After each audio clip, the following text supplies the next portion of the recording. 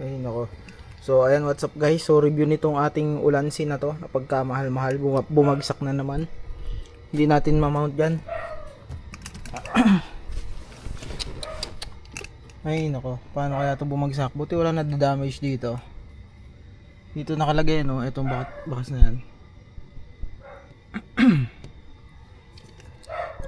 Hindi ko alam kung bakit ito nagpe-fail na.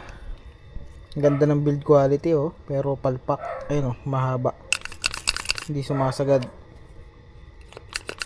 Lagi itong bumabalik. Hindi ko alam kung ano sira. Hindi ko alam kung kulang ba ito ng langis or what. Palpak tong Ulanzi na to.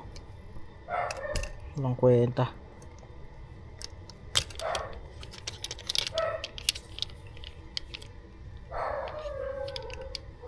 Ano?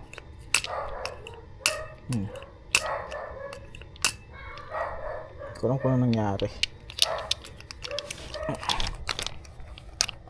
Walang kwenta to.